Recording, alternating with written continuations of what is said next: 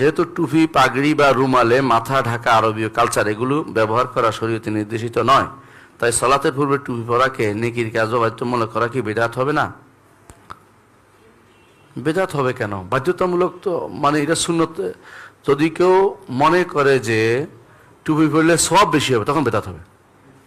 টুপি পরলে পাগড়ি পরলে 70 গুণ সওয়াব হবে তখন বিদআত হবে।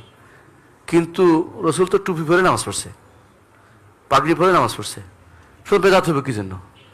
এটা যদি পূর্ণ হাইয়া মনে করে যে এটা একটা পূর্ণ চিত্র নামাজের, একজন ইমানদারের আল্লাহ বলছে যে খুজু জিনাতাকুম ইনদা কুল্লি মাসজিদ, এ ইমানদারগণ তোমরা প্রত্যেক মসজিদে যখন যাবা তখন সুন্দর সিরতে যাও, সুন্দর জিনা সৌন্দর্য অবলম্বন করো। সৌন্দর্য অবলম্বন করা একটা হচ্ছে কি টুপি এবং পাগড়ি পরা। এটাকে অসুন্দর মনে করার তো কোনো কারণ নাই, এটা তো বেদাত হবে না কোনোভাবেই। অন্য সময় পরে না, এখন পড়তেছে, এটা হচ্ছে ভালো, সালাতের জন্য ভালো কাজটা করতেছে, কিন্তু এটাকে সওয়াবের আশা করলে বেদাত হবে। অতিরিক্ত সওয়াবের আশা করলে, অতিরিক্ত সওয়াবের আশা, হ্যাঁ এমনি তো সওয়াব হবেই, উত্তম সুরত এখতিয়ার করলে একটা সওয়াব হবে, এটা ঠিক আছে, এটা সমস্যা নেই, বেদাত হবে না, এটা ঠিক আছে। কিন্তু মনে করে 70 গুণ সওয়াব বা এত গুণ সওয়াব, বা টুপি না পড়লে আমার সালাতটা হবে না, এই জাতীয় উল্টা, বা পাগড়ি না পড়লে আমার সালাতটা নাকেস হয়ে গেল, এটাও ঠিক না।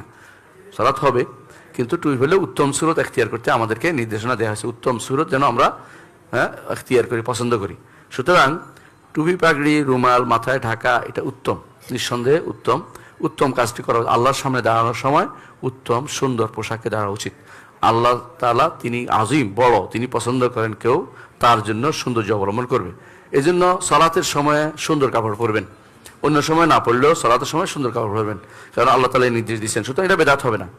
এমনকি বাধ্যতামূলক, টুপি পরাকে বাধ্যতামূলক সুন্নত, সুন্নত এমন না যে ফরজ মনে করতেছে না, সুন্নত হিসাবে নেওয়ার পরে এটা অবশ্যই করা উচিত। এই জন্য শাইখুল আলবানী রহমতুল্লাহ আলাই তিনি মনে করতেন টুপি ছাড়া নামাজ পড়া মাকরু, মাকরু।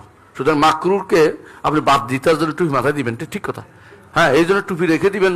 অনেকে আছে খালি মাথায় হাঁটে, এরপরে মসজিদে টুপি রেখে দেয়, একটা মাথা দেয়, এটা তো হচ্ছে তারপরেও এটা একটা বেদাত, কোনো সন্দেহ না টুপি রেখে দেয়া, এটা কোনো শরীয়তে নেই। যেমন মসজিদের মধ্যে গাছ রেখে দেয়া, গাছ দিয়ে ভরিয়ে ফেলা, মসজিদ গড়াই ফেলা, ওই যে একটা দেখতে পাচ্ছি গাছ, এরকম গাছ দিয়ে মসজিদ ভরাই ফেলা, এটাও বেদাত, কোনো সন্দেহ নেই। কোনো কোনো মসজিদ তো গাছে ভর্তি, তো এগুলি বেদাত। কিন্তু সত্যি এটা বেদাত না, মানে আপনি টুপি পরে আসবেন, টুপি পকেট থেকে বের করে পড়বেন, বা টুপি পরেন না, এটা অসুবিধা নাই, কিন্তু টুপি পরবেন, নামাজ পড়বেন, এটা বেদাত না।